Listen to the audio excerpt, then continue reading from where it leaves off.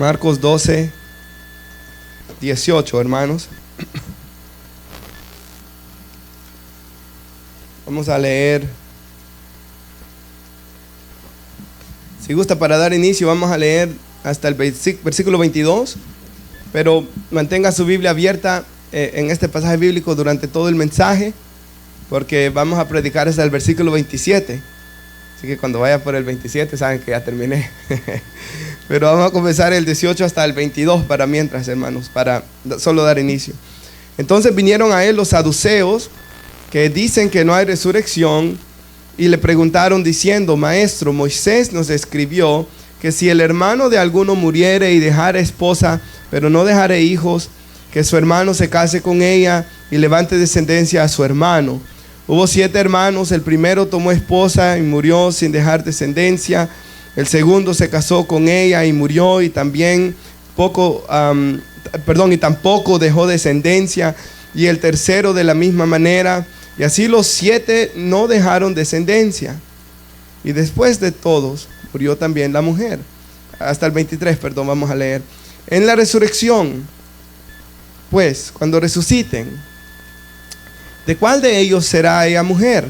Ya que los 7 la tuvieron por mujer. Puede tomar asiento, hermanos. Ya oramos, ¿verdad? Yo quiero que meditemos hoy, hermanos, en la resurrección de los muertos.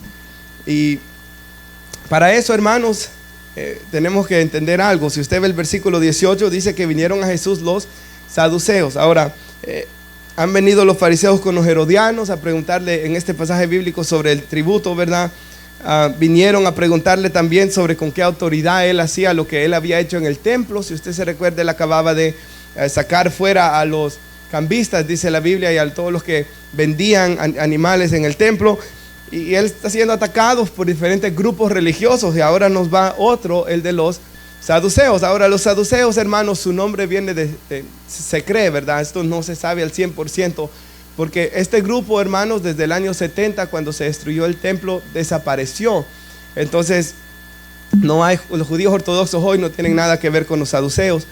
Pero, hermanos, se cree de que viene del sumo sacerdote Sadoc.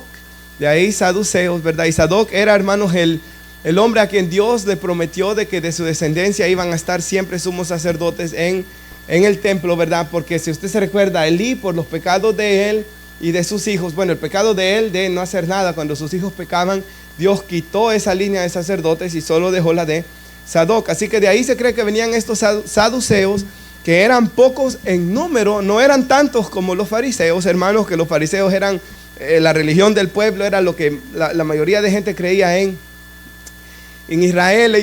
Los fariseos sí creían en la resurrección, pero los saduceos no creían en la resurrección de los muertos. Ahora eran pocos en número, pero, hermanos, eran poderosos, eran ricos. Ellos, hermanos, habían tenido elevada instrucción, habían sido muy educados. Ellos tenían control sobre el templo, hermanos. Ellos tenían también, la mayoría de sumos sacerdotes que habían habido eran saduceos. Ellos tenían control sobre lo que se le conoce como el Senedrín, que era el consejo de ancianos que gobernaba toda la nación. O sea, eran la élite política, hermanos, de esos tiempos, ¿verdad? Ellos eran simpatizantes de Roma, les gustaba la cultura griega. Todas estas cosas los judíos aborrecían en aquel tiempo. Y esto me llamó mucho la atención cuando estudiaba sobre ellos, hermanos, que ellos no esperaban al Mesías. Ellos no estaban como el resto de Israel esperando que viniera el Mesías de la descendencia de David, que naciera en Belén. Y la razón por la que ellos no esperaban el Mesías, ni tampoco esperaban que él descendiera de David, ni que naciera en Belén, es, hermanos, porque los saduceos solo creen como la palabra de Dios, que son los primeros 5 libros. O sea, para ellos la palabra de Dios es solo Deuteronomio, hermano, de Génesis, a Deuteronomio, solo los libros de la ley, el Pentateuco, se le conoce también por 5, o la Torá. Así que como ellos solo creían en esos 5 libros, ellos decían que Moisés nunca enseñó ni que iba a venir un Mesías, que eso es falso, porque Moisés dijo que Dios iba a levantar un profeta de en medio de ellos, al cual debían oír, ¿verdad? Pero ellos, hermanos, en su ceguera espiritual no miraban eso. Y ellos dicen también que Moisés nunca enseñó que iba a haber una resurrección de los muertos. vamos a ver que Moisés indirectamente sí lo enseñó, que es lo que va a argumentar aquí Jesús, ¿verdad? Entonces ellos solo creían en los primeros 5 libros de nuestra Biblia. Ellos no creían como los fariseos, que los fariseos creían que la palabra de Dios eran los 39 que nosotros tenemos en el Antiguo Testamento. ¿Cuántos libros hay en la Biblia, hermanos? ¿En toda? Amén. ¿Cuántos son del Nuevo Testamento? Hermanos, salen más duro. No comieron hoy, ¿verdad? O ya se les olvidó quizás. 27, ¿verdad? Entonces, hermanos, yo miraba, bueno, los fariseos creían en los 39 libros, pero algo muy interesante es que Jesús también en las Escrituras, Jesús dice, hermanos, que Moisés en los libros de la ley habló de él. Jesús dijo, hermanos, que los profetas hablaron de él y que en los salmos hay muchos escritos, profecías mesiánicas, ¿verdad?, acerca de Jesús. Entonces, hermanos, los judíos repartían el Antiguo Testamento en 3 partes. Si usted va a un instituto bíblico hoy en nuestros días, en el mundo evangélico, a veces se divide en 5, ¿verdad? El libro de la ley, los libros históricos, los libros de sabiduría, profetas mayores y menores, pero los judíos solo lo dividían en 3 partes: el libro de la ley, los profetas, que eran todos esos libros de jueces, de lo que nosotros llamamos históricos, ellos lo llamaban solo los profetas, y luego los de sabiduría, hermanos, salmos, proverbios y todo eso. Entonces Jesús creía en estos 39 libros, en estas 3 divisiones, y dijo que en cada una de ellas se podía encontrar que profetizaban y hablaban acerca de él, ¿verdad? No creían en la resurrección. Y lo último, para dar una idea de quiénes eran estos saduceos, ellos no creían en ángeles, ni tampoco creían que existían demonios.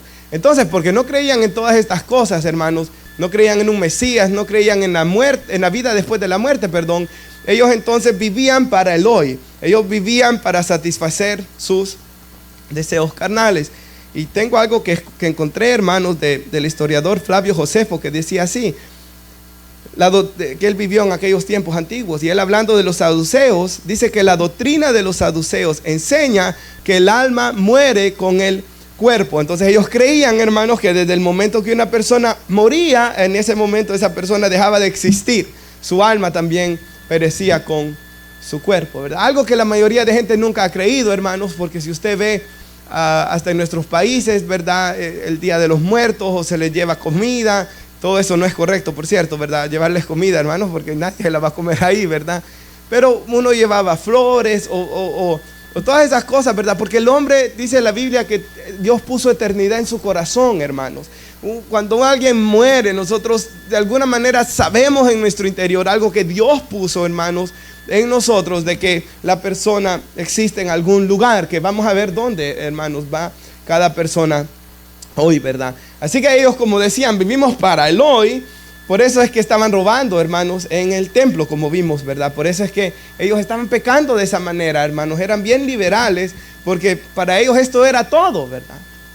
Ahora, en nuestro versículo que tenemos, hermanos, el 19, ya sabemos quiénes son los saduceos, ¿verdad? De ellos llegan a Jesús y le dicen: Maestro, Moisés, porque solo creían en los libros escritos de Moisés, nos escribió que si el hermano de alguno muriere y dejare esposa, pero no dejare hijos, que su hermano que se case con ella y le levante descendencia a su hermano. Y yo quiero que nuestra hermana ponga en la pantalla Deuteronomio 25, solo para que nos quede como referencia, hermanos, de que es a este pasaje de que se están refiriendo ellos. Y aquí dice, y después voy a leer un comentarista bíblico, pero dice así: cuando 2 hermanos habitan juntos y uno de ellos muere y no tiene hijo. Ahora, esto, un paréntesis aquí. La palabra hebrea ahí, hermanos, los comentaristas dicen que se puede referir a hijo e hija, porque en la ley vemos a un hombre que solo tuvo hijas. ¿Se recuerdan cuando leyeron la Biblia algunos? Y que ellas fueron a hablar con Moisés para que a ellas le quedara la heredad de su padre.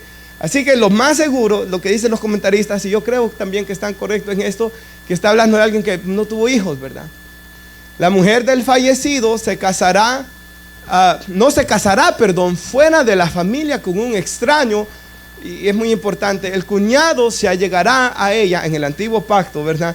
Y la tomará para sí como mujer y cumplirá con ella el deber de cuñado. Ahora yo quiero leer Hasta ahí, el 6 también le di, ¿verdad, hermana? Gracias. Y será que el primogénito que ella dé a luz llevará el nombre de su hermano difunto. Se le iba a poner el nombre del difunto, ¿verdad? Este es el punto, que su nombre no sea borrado de Israel. Esta ley, hermanos, se dio para preservar los nombres, para preservar también las herencias de las tribus. Cada tribu Dios le dio una herencia. Si usted ha leído la Biblia, el problema de Acab con Nabot, ¿se acuerda? La viña de Nabot se le llama ese pasaje bíblico, porque Acab quería quitarle su viña a Nabot y le daba mucho dinero, pero Nabot sabía que Dios había dicho que cada quien se quedara con su heredad, era la heredad de su familia. Él no la quiso vender. Entonces, ¿qué hizo Acab? Lo mató, ¿verdad? Para quitarle su tierra. Esto era muy importante en el antiguo pacto, hermanos. El comentario del hermano John MacArthur me gusta, que dice así: o sea, el hermano de un hombre que estaba soltero, por cierto, hermanos, y compartían la misma propiedad, si él deseaba mantener la propiedad en la familia, que era lo correcto que debían hacer, ¿verdad? Tenía que hacer esto, tener un hijo con la mujer de su hermano, que había muerto el hermano, ¿verdad? Y ponerle el nombre de su hermano para que quedara el nombre de él ahí, para que quedara esa propiedad que a ellos les pertenecía, ¿verdad? Como familia. Entonces, algo muy interesante que dice es que si un hermano, y en el texto bíblico lo dice, no quería hacerlo, ok, yo no quiero levantar descendencia para mi hermano, ¿qué dice la Biblia que tenía que hacer la mujer? Ir a decirle a los ancianos: no quiere levantarle descendencia a su hermano. Y los ancianos tenían que hablar con él, los ancianos del pueblo. Y si él no escuchaba, en frente de todos los ancianos, la mujer, dice la Biblia, le tenía que escupir el rostro y quitarle sus sandalias para avergonzarlo públicamente por lo que él estaba haciendo. Era algo muy serio en Israel. Entre los judíos, esto lo vemos aún antes de la ley.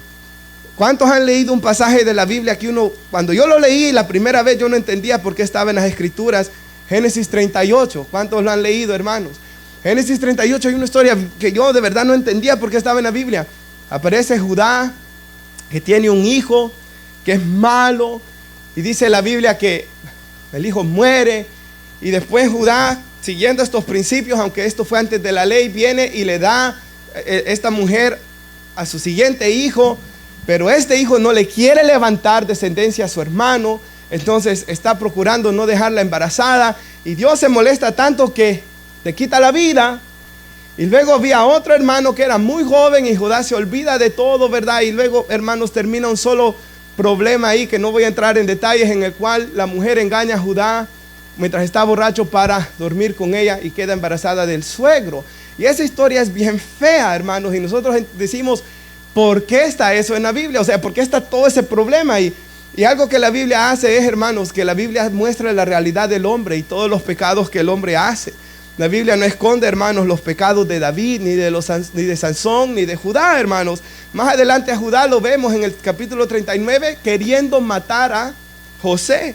Y él es el que hace el plan para vender a José a Egipto. O sea, Judá era un hombre malo, pero la Biblia nos mantiene siempre el récord, ¿verdad?, de los nombres de la familia de Judá. Y esa historia aparece ahí en la Biblia, porque la Biblia está narrando cómo Dios, hermanos, cumple la promesa de que de la descendencia de Adán, de la descendencia de esa mujer, un día iba a venir nuestro Señor y Salvador Jesús.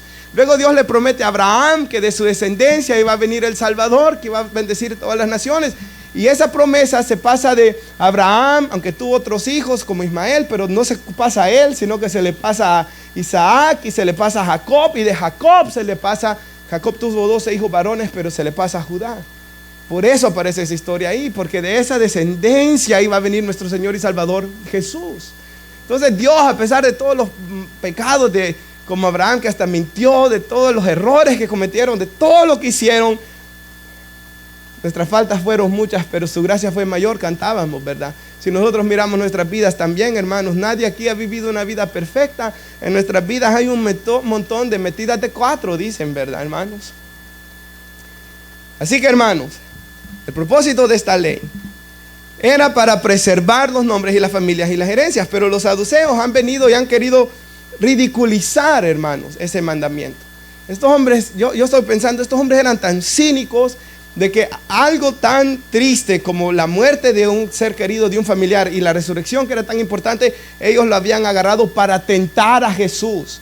Mateo dice que vinieron con esa intención de tentar a Jesús, ¿verdad? Ahora, quisiera decir esto que es muy importante, hermanos, para entender este texto bíblico también. Yo estaba buscando un poco de información más sobre este texto, y los fariseos, esto es muy importante, enseñaban, como los musulmanes enseñan hoy en día, de que en la siguiente vida la gente se va a volver a casar.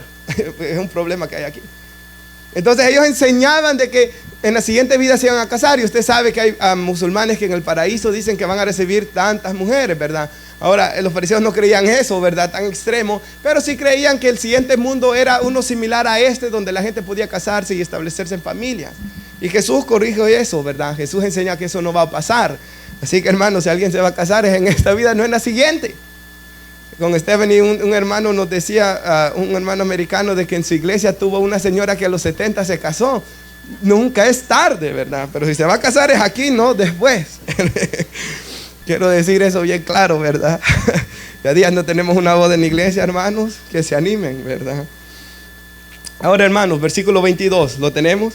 Bueno, ya vamos entendiendo todo, ¿verdad? Los saduceos hacen esta pregunta porque los fariseos tenían esa creencia errónea.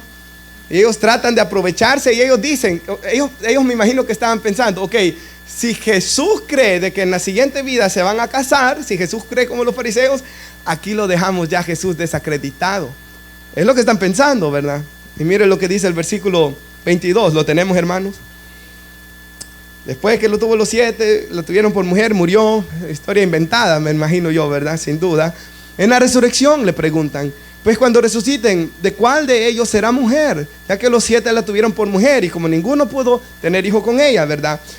Según esa historia ficticia, lo más seguro, el 24, respondiendo Jesús les dijo, no erréis, no se equivoquen, ¿verdad? En otra traducción, están equivocados. No erréis por esto, porque ignoráis las escrituras y el poder de Dios. 25, porque cuando resuciten de los muertos, ni se casarán, ni se darán en casamiento, sino que serán como los ángeles de Dios que están en el cielo. Entonces Jesús ahí también de un solo a los fariseos los corrige, ¿verdad? Y él enseña, hermanos, de que en la eternidad no nos vamos a casar, como acabo de explicar hoy, ¿verdad? Pero esto es muy importante. El problema de ellos era que ignoraban las escrituras. Y aunque decían que creían en la ley de Moisés, ignoraban lo que ahí decía la ley, pero también ignoraban el resto de los escritos que fueron inspirados como palabra de Dios, ¿verdad? Que Jesús dijo que los cielos y la tierra pasarán, pero su palabra no pasará. Y estaba hablando de esos también, ¿verdad, hermanos? Del antiguo y el nuevo pacto. Entonces ignoraban las escrituras, ignoraban el poder de Dios para resucitar, el poder de Dios para transformar. Y es que esa es siempre la batalla, ¿verdad, hermanos? Porque dice la Biblia que sin fe es imposible agradar a Dios. Y si no se puede creer en que Él es poderoso para resucitar de entre los muertos, hermanos, pues es ahí donde se falla y se deshonra a Dios. Ahora, algo muy importante, ya si puede ir en su Biblia o en las pantallas también, a 1 Corintios 15. Si usted gusta ir en su Biblia, vamos a leer muchos versículos, pero en 1 Corintios 15,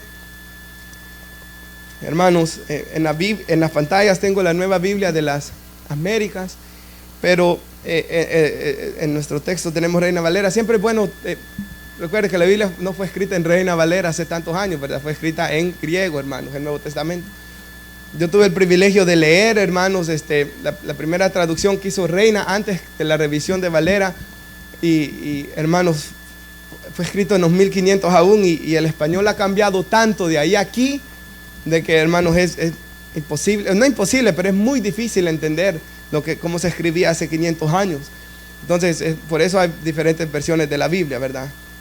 Pero en 1 Corintios 15, Pablo está tratando con este problema. Dentro de la iglesia de Corintio habían algunos que les habían dicho que no había resurrección. Ahora, en las epístolas vemos que a Timoteo Pablo le dice que hay algunos que dicen que ya había ocurrido la resurrección. Entonces algunos decían que ya, otros decían que no había, y Pablo está diciendo que si no hay resurrección, Cristo no resucitó, dice él. Y si Cristo no resucitó de los muertos, vana sería nuestra predicación, vana sería nuestra fe. O sea, lo que, hermanos, el centro de la fe cristiana es que Jesús vino, vivió una vida perfecta, murió en la cruz del Calvario, pero no solo quedó en la tumba, sino que Él resucitó, hermanos. La tumba quedó vacía, ¿verdad? Está sentado a la diestra del Padre, y la esperanza del creyente es de que en esta vida no lo es todo, y que, hermanos, la muerte, que es un enemigo, dice la Biblia en este pasaje bíblico, no es el fin, sino que, hermanos, Jesús venció la muerte, ya no se puede enseñorear más de Él, dice la Escritura, para que nosotros tengamos la esperanza de vivir en la eternidad con Él. Vamos a ver qué ocurre con el cristiano cuando muere, y vamos a ver, hermanos, que Cristo un día va a resucitar nuestros cuerpos también. Nosotros creemos en la resurrección corporal. 1 Corintios 15, se puede regresar al 30, hermana, si quieren leerlo en las pantallas, si gustan, o en la Biblia, pero Él está diciendo, y también porque estamos en peligro a toda hora. Entonces Pablo está diciendo aquí, ¿por qué yo pongo mi vida en peligro si al morir ahí acaba todo, verdad? Si al morir ahí acaba todo, pues ¿para qué Él fue apedreado? Como dice él en la otra epístola. ¿Para qué Él se arriesgaba? Les aseguro, hermanos, dice, por la satisfacción que siento por ustedes en Cristo Jesús, Señor nuestro, que cada día estoy en peligro de muerte. Pero ¿por qué Él arriesgaba su vida, hermanos? Porque Él sabía que si Él moría por Cristo, Él estaba ahí cuando mataron a Esteban, hermanos. Y Él vio a Esteban, que tuvo la visión, que vio a Jesús a la diestra del Padre. Él vio todo esto, ¿verdad? Y Él sabía, dice, si por motivos humanos luché contra fieras en Éfeso. Ahora yo estuve en el lugar, ¿verdad? Donde hasta hay un gran como hoyo entre medio para que las fieras no pasaran, hermanos, del lugar donde estaban atacando a las personas, a atacar al público. Algunos dicen quizás Él peleó en esto, o lo más seguro solo está refiriéndose a gente malvada, no lo sabemos exactamente, pero lo que sí sabemos es que Él estaba en peligro, ¿verdad? Y Él dice, luché contra fieras en Éfeso. ¿De qué me aprovecha? Dice Él. Si los muertos no resucitan, que era lo que pensaban los saduceos, comamos y bebamos, mañana moriremos. Pero qué terrible que el diablo no deja ni eso hacerlo, ¿verdad? Porque ¿qué dice la Biblia en Eclesiastés? Que el que ama el dinero no se sacia del dinero, de que hay hombres que Dios les permite acumular dinero pero no disfrutarlo, y que van a morir y lo van a disfrutar extraños. Entonces, y Eclesiastés enseña que el disfrutar las cosas es Dios que nos da. Igual lo que dice 1 Timoteo 6, Dios da todas las cosas en abundancia, y Dios da el disfrutar de ellas, dice. Así que el hombre que está atado por el diablo, aunque dice que está viviendo solo por el hoy, nosotros lo hemos visto, no pueden hacerlo, hermanos, no pueden. No se dejen engañar, dice Pablo. Las malas compañías corrompen las buenas costumbres. Sean sobrios como conviene y dejen de pecar, está diciendo, ¿verdad? Porque algunos no tienen conocimiento de Dios, no conocen a Dios. Para vergüenza de ustedes lo digo, esa vida pecaminosa mostraba que ellos no conocían a Dios y que se habían dejado engañar de que no había resurrección de entre los muertos. Y hermanos, esto es muy importante también, ¿verdad? Jesús dijo en Mateo 16, ¿de qué le sirve al hombre ganar el mundo? Dice, y perder su alma. Y piénselo, hermanos. Jesús también dijo en otra parte de las Escrituras, en Mateo 6, háganse tesoros en los cielos. O sea, lo que está diciendo Jesús es, vivan, ¿verdad?, su vida de tal manera que se están haciendo un tesoro en los cielos, donde ahí los ladrones no llegan, ¿verdad? Las cosas no se corrompen, el orín no corrompe, dice la Escritura. Háganse tesoros allá, no se hagan tesoros en la tierra. ¿Y qué dice Jesús? Donde está tu tesoro, ahí va a estar, ¿qué? Tu corazón. ¿Dónde está su tesoro, hermanos? Hoy, donde lo que piensa, para lo que vive, es ahí donde está su tesoro. En Colosenses 3, Pablo está diciendo, ¿verdad?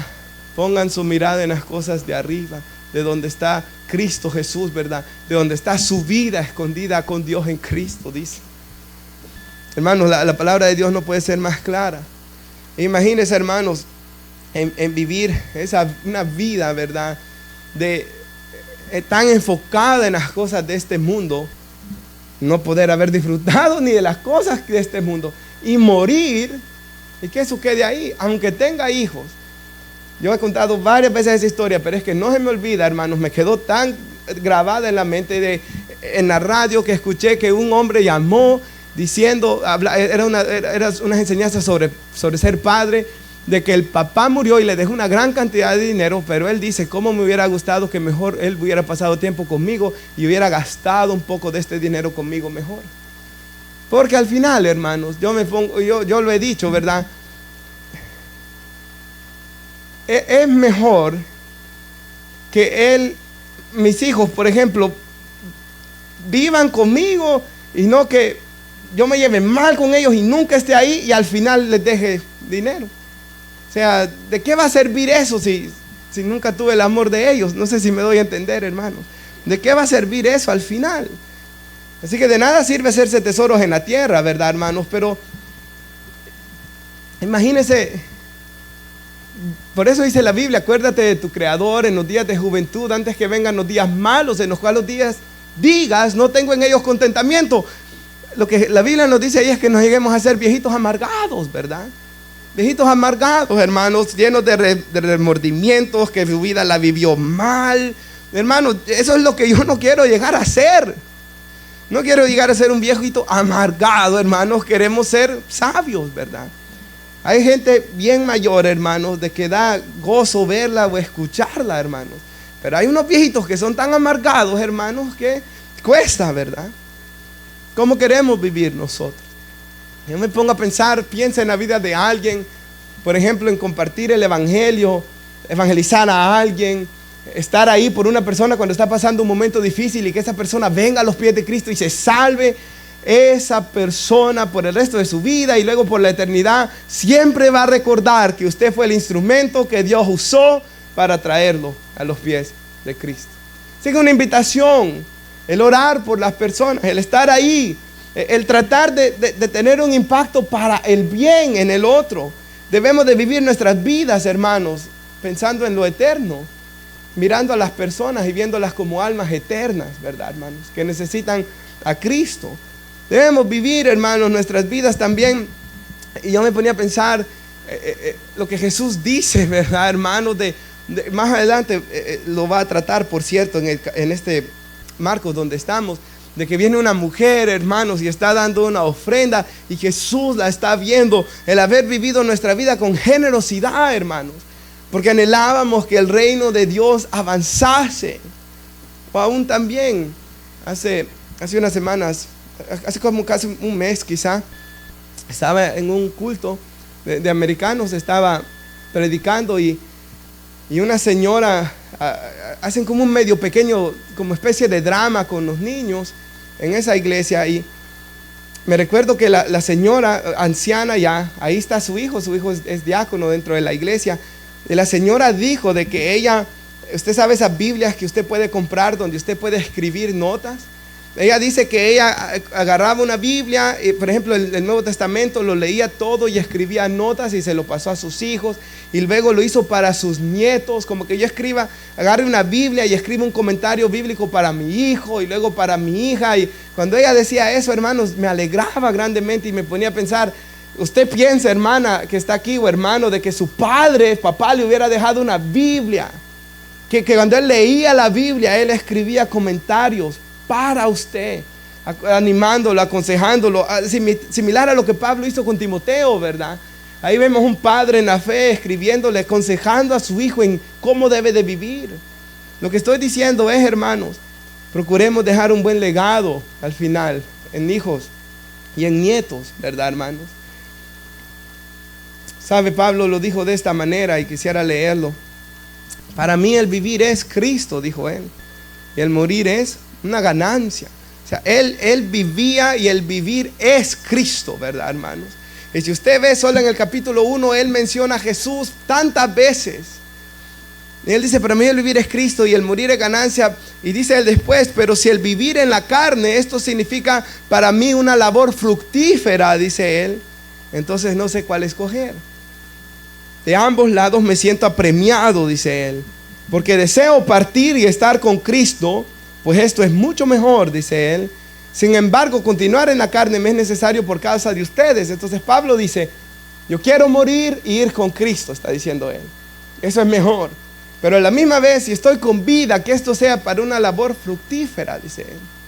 hermanos, si vivimos aquí en esta tierra, ¿verdad?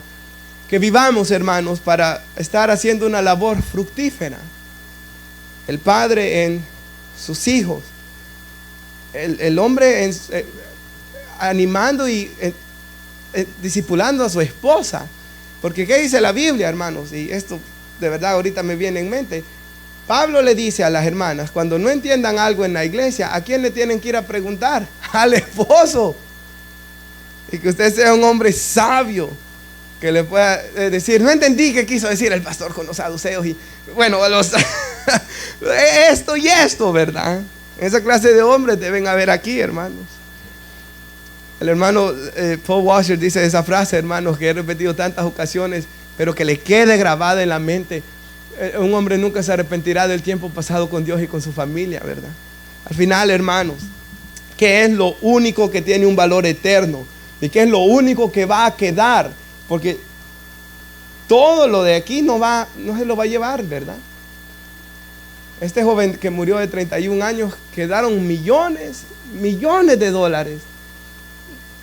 Job dijo, y Pablo lo repite, con manos vacías salimos del vientre de nuestra madre, con manos vacías nos iremos allá. O sea, nada va a llevarse el hombre, excepto, hermanos, lo que Jesús en el siguiente capítulo, en el capítulo 12 de Marcos dice después, ¿verdad? De que, hermanos, el mayor mandamiento es amar a Dios y amar al prójimo. Es lo único que nos vamos a llevar, hermanos, para la eternidad. ¿Cuánto amamos a nuestro prójimo? Y el prójimo principal, el primero, con quien más pasamos es la esposa, ¿verdad? Y luego vienen los hijos, a quien la Biblia dice, hermanos, de que Dios tiene al hombre, lo llamará a cuenta de eso, hermanos, principalmente.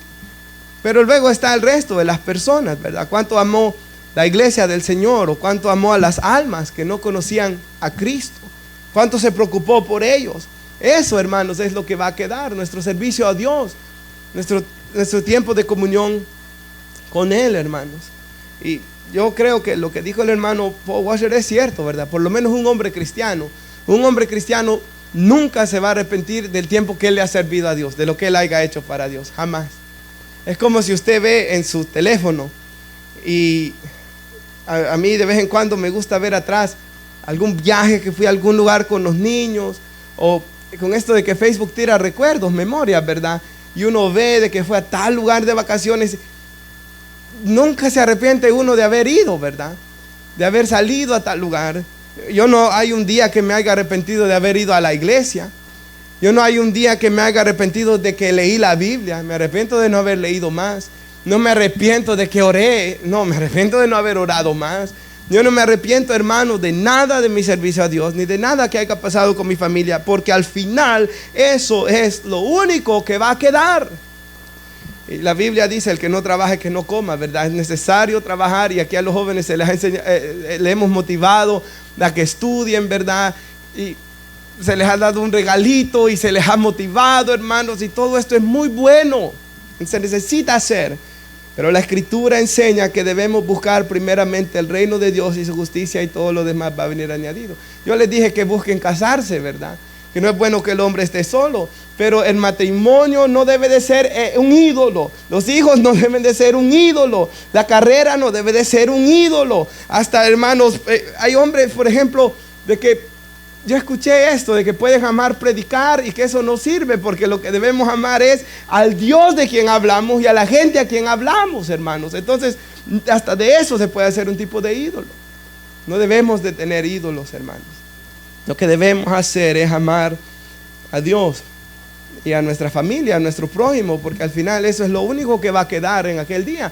Por eso es que Pablo, ¿cómo dijo Pablo, hermanos? Si yo hablo lenguas humanas y angélicas y no tengo amor, vengo a ser como símbolo que retiña. Si yo, dice él, entendiese todos los misterios, tuviera profecía, ciencia, si yo, dice él, diera mis bienes para los pobres, y si hasta muriera quemado, que se cree de que en aquellos tiempos los historiadores dicen que los cristianos los estaban quemando Nerón, ¿verdad? Si diera mi cuerpo para morir quemado, dice Pablo, y no tuve amor al hacer todas estas cosas, usar dones espirituales, tener sabiduría, dar dinero, que hasta darme como mártir, y si todo lo hice sin amor, de nada me sirvió. O sea, imagínense, hermanos, pudo hacer todas esas cosas que son buenas, pero si la motivación no es correcta, de nada nos sirve.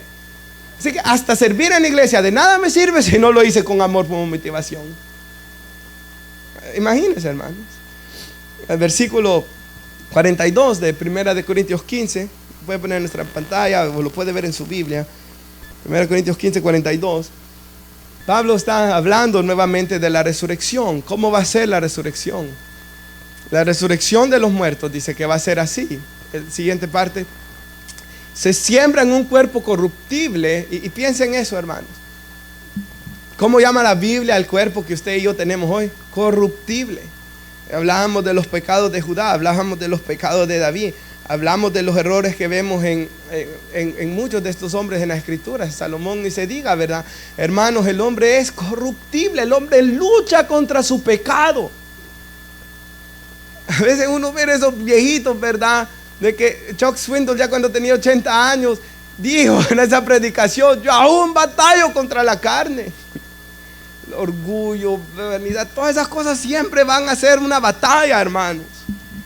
Este cuerpo se siembra corruptible como una siembra, una semilla que se pone en la tierra. Nosotros vamos a volver al polvo, ¿verdad, hermanos?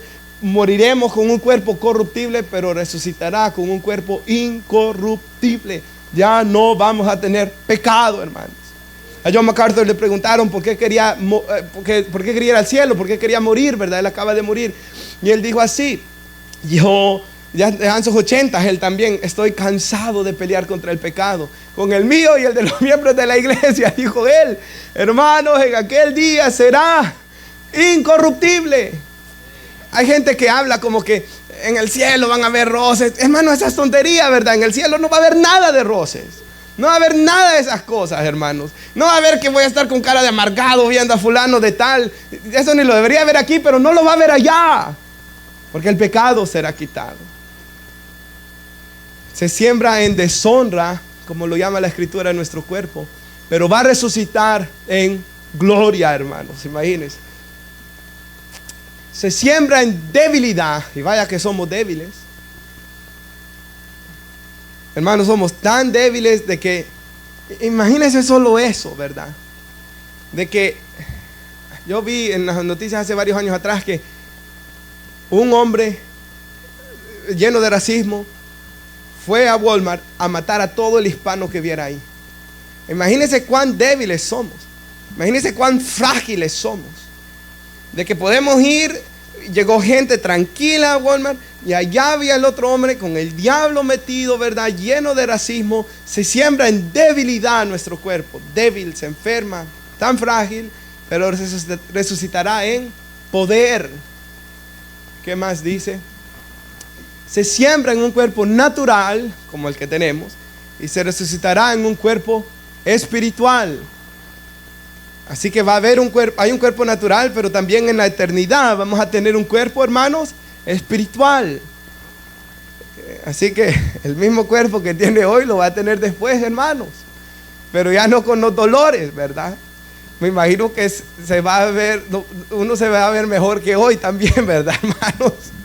Ya no va a todas estas cosas. Yo no sé si los altos y pequeños siempre va a seguir eso, ¿verdad, hermanos?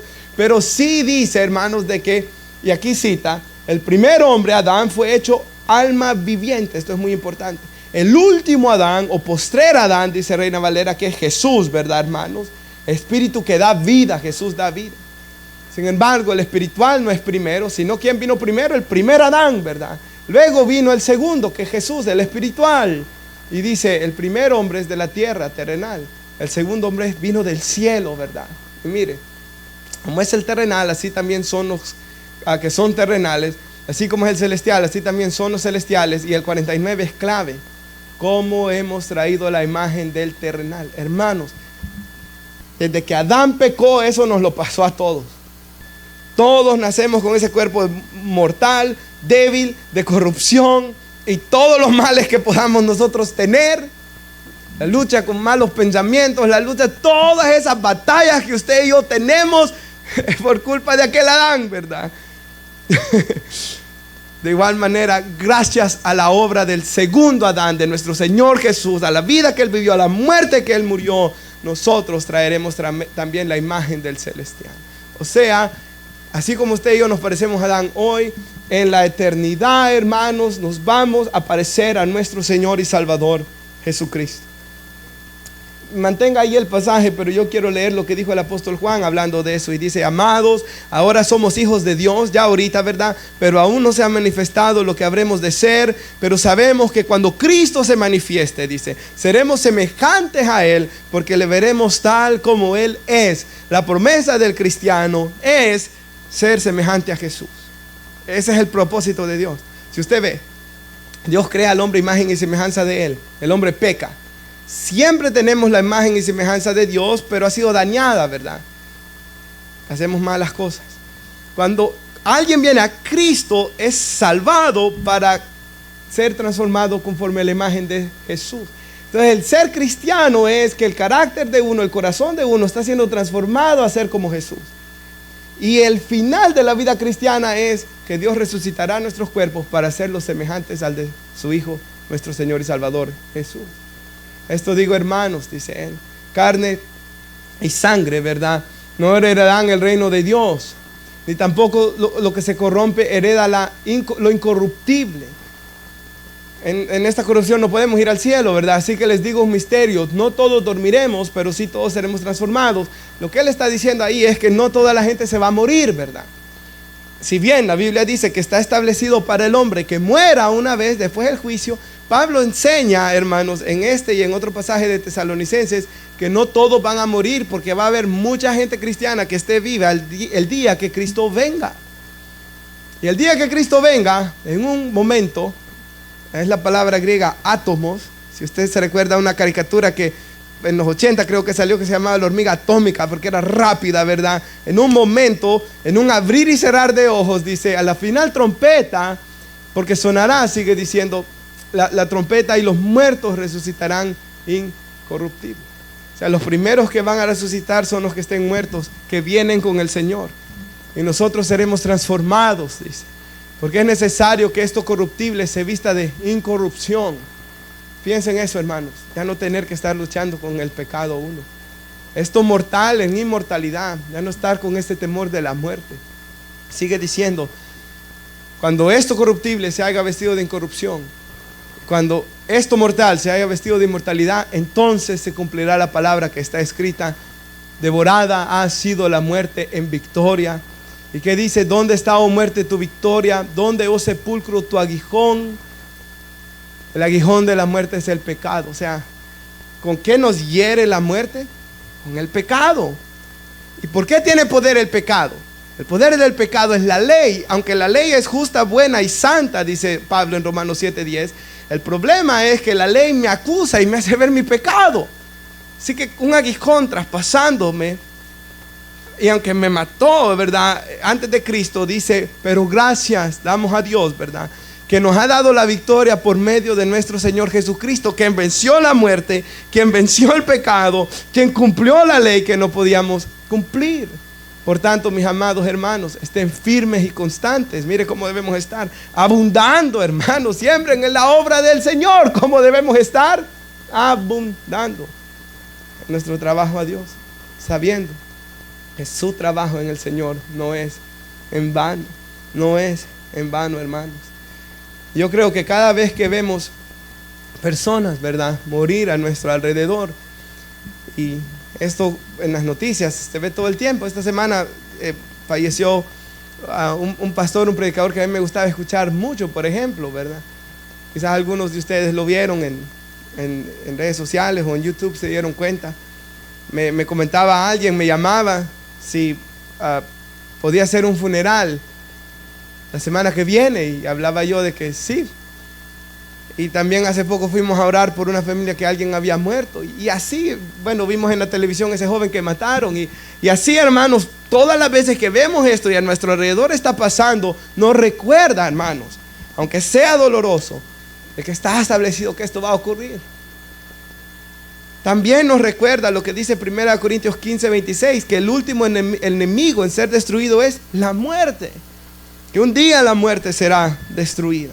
Que un día, hermanos, como dice en la Biblia en Apocalipsis, ¿verdad? Que en la eternidad ya no habrá más muerte, llanto ni dolor, porque las cosas primeras pasaron. Que vendrá el día, hermanos, donde ya no vamos a tener que luchar contra la muerte. Nos recuerda que tenemos que presentarnos delante de Dios, pero nos recuerda cada vez que alguien muere, hermanos, de que hay una promesa y una victoria, ¿verdad? Al final. Hermanos, en Isaías 53, usted sabe que dice que Jesús fue molido por nuestros pecados, en su llaga fuimos nosotros curados. Y hermanos, esa profecía que en su llaga fuimos nosotros curados, su cumplimiento final va a ser en la eternidad. Mateo dice que cuando Jesús vino se comenzó a cumplir, pero en la eternidad es donde se terminará de cumplir, donde toda enfermedad va a ser quitada, hermanos, de nosotros. Y ya no vamos a tener que sufrir el ser separados de seres queridos, hermanos, sino que, hermanos, estaremos con ellos en la eternidad. Así que, hermanos, cuando venga la muerte, que nos encuentre en Cristo Jesús. Ese último enemigo, cuando venga, hermanos, nos encuentre en Cristo Jesús. Justificados, hermanos, por la fe. Justificados, declarados justos, vestidos de la justicia de Cristo. Esto lo hablábamos en la clase hoy, que hablábamos de qué es la justificación, y que la palabra justificación que aparece en Romanos 3:24 significa que una persona es declarada justa, y de que Dios trató a Jesús en la cruz como usted y yo merecíamos ser tratados, ¿verdad? Por eso Él murió, por eso Él fue lacegado, por eso Él clamaba en la cruz: Dios mío, ¿por qué me has desamparado? Dios trató a su Hijo de esa manera, como yo merecía, como usted merecía, para nosotros ser tratados como Jesús merece ser tratado. Por eso, hermanos, Dios nos trata también a su iglesia y nos dará en la eternidad, hermanos. Efesios 1:3 dice que los que estamos en Cristo tenemos toda bendición espiritual. Toda bendición espiritual. Todo, hermanos, Jesús lo trató, lo ganó, por nosotros. Que cuando la muerte venga nos encuentre en Cristo. Que cuando la muerte venga nos encuentre justificados. Que cuando la muerte venga nos encuentre lavados en la sangre del Cordero. Que cuando la muerte venga nos encuentre revestidos de la justicia de Cristo, lo que dice Gálatas 3. Que cuando la muerte venga, hermanos, nos encuentre siendo santificados por el Espíritu Santo. ¿Por qué, hermanos? Y la Biblia dice en Primera de Corintios, creo, en Primera o en Segunda, no recuerdo bien, pero sé que está en los libros de Corintios, donde dice: examinaos para ver si estáis en la fe. A nadie le gustan los exámenes, ¿verdad? Yo jamás me imaginé que a la edad que tengo iba a seguir tomando exámenes. A nadie le gustan los exámenes. Cuando uno quiere ya nunca volver a tomar un examen, hermanos, pero la Biblia, porque el examen a veces muestra todo lo que uno no sabe. Y a veces no queremos examinarnos, hermanos. Es sincero uno, ¿verdad, hermanos? Yo fui al doctor hace un tiempo y me dijo que mi colesterol estaba un poco mal. ¿Y cree que he vuelto a ir? ¿Y por qué no quiero ir, hermanos? Porque nunca termino de hacer dieta, ¿verdad? De ponerme bien. Entonces, a veces el hombre no quiere venir a la iglesia porque no quiere que le digan que está mal. Pero, hermanos, el buen doctor nos dice cómo estamos. Y Jesús nos dice cómo estamos. Y si nos dice que estamos mal, démosle gracias a Dios que todavía nos habla. Y si oyeres hoy su voz, no endurezcas tu corazón, dice la Escritura. Hermanos, en Mateo 7:21 dice que en el día del fin, en el día del juicio, muchos le van a decir: Señor, Señor, como que eran cristianos. ¿Y qué les dice Jesús? Nunca los conocí, apártense de mí, hacedores de maldad. La Biblia es clara, hermanos, en que muchos van a pensar que son cristianos en aquel día. Entonces examinémonos, hermanos, para ver si nuestro cristianismo es verdad, real. Recuerdo una vez cuando yo era líder de los jóvenes y un joven me dijo: no, pero yo no voy a la oración porque aquel hombre que es diácono no va a la oración. ¿Y para qué voy a ir al estudio bíblico si el líder de caballeros va y no va? Y yo me recuerdo que, hermanos, el Señor le ilumina a uno la mente, ¿verdad? Y es que nunca Dios en la Biblia te dice que seas como aquel o como aquel. La Biblia nos dice que tenemos que desear ser como Jesús. Hermanos, debemos compararnos con lo que la Biblia dice que un cristiano debe ser. Y si a nuestro alrededor deben haber buenos ejemplos, y los hay, hermanos. Yo en los años he visto personas, hermanos, de que cuando piensan ellos, pienso que son como donde dice Hebreos 11 que el mundo no es digno de ellos, ¿verdad? Los hay cristianos buenos. Pero hermanos, al final nuestro llamado es a ser como Jesús. Y veamos, hermanos, si el Espíritu, no, nadie va a ser como Jesús, ¿verdad? Después de tantos años, Pablo dijo, yo no pretendo haberlo alcanzado aún. Pero procuremos, hermanos, de que seamos siendo transformados a la imagen de Cristo, que nuestro corazón lo anhele. Veamos si de verdad somos cristianos. Y quiero terminar con dos pasajes rapiditos, hermanos. En Marcos 12, Jesús le dice esto a ellos. Pero respecto a que los muertos resucitan, les dice Marcos 12, 26, ¿aún no habéis leído en el libro de Moisés cómo le habló Dios en la zarza diciendo, yo soy el Dios de Abraham, Dios de Isaac y el Dios de Jacob? Dios no es Dios de muertos, sino Dios de vivos. Así que vosotros mucho erráis, están muy equivocados, dicen las traducciones más nuevas de Reina Valera. Están muy equivocados. O sea, mire lo que Dios le dice.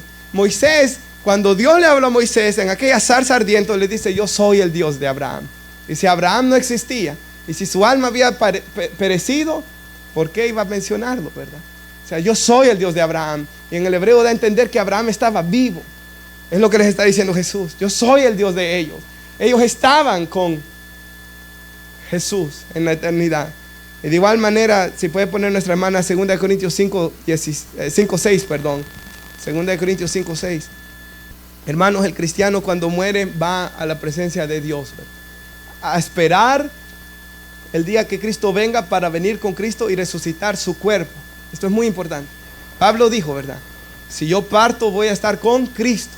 Así que los cristianos no creemos, creo que los adventistas y los testigos de Jehová creen en el sueño del alma, ¿verdad? Que la persona como que se duerme y tal vez en el día de la resurrección va a resucitar, ¿verdad? Pero nosotros no creemos eso, hermanos. Desde el momento que la persona muere está consciente, sea en la presencia de Dios o sea atormentado, ¿verdad, hermanos? Donde el Hades va a dar sus muertos, dice la Escritura después, pero la persona está consciente. Y miren lo que dice la Biblia aquí. Por tanto, animados siempre, sabiendo que mientras habitamos en este cuerpo, que estamos ausentes al Señor. O sea, mire, mientras yo estoy en el cuerpo, yo no estoy delante de Dios, ¿verdad? En el cielo, porque vivimos por fe, no por vista. Andamos por fe, perdón, no por vista. Pero cobramos ánimo, dice él. Y preferimos más bien estar, ¿qué? Ausente al cuerpo, o sea, por un tiempo separado del cuerpo hasta el día de la resurrección, para habitar con ¿quién dice? Con el Señor. Entonces claramente cuando uno muere y es cristiano, va a esperar ese momento allá con el Señor. Por eso hago, ya sea presentes o ausentes, y eso me encantó como lo traduce la Nueva Biblia de las Américas, ambicionamos agradar al Señor. Hermanos, ¿cuál es su ambición de vida? ¿Qué es lo que a usted lo mueve cada mañana? ¿Cuál es lo que a usted lo levanta? ¿Qué es su ambición? ¿Por qué usted quiere vivir? Y él dice, mi ambición es agradar a Cristo. Porque todos nosotros debemos compadecer ante el tribunal de Cristo. Creo que ahí vamos a concluir, hermanos. Ya me extendí mucho. Tenía un poco más, pero ahí lo voy a dejar ya. Nos ponemos de pie, hermanos, y oramos. Padre, damos gracias, Señor, por su palabra. Gracias, Señor, por lo que usted nos ha hablado, de esa esperanza, Señor, de lo que va a ocurrir, Señor, el momento de la muerte. Señor, la Escritura nos dice que está establecido para el hombre que muera una vez.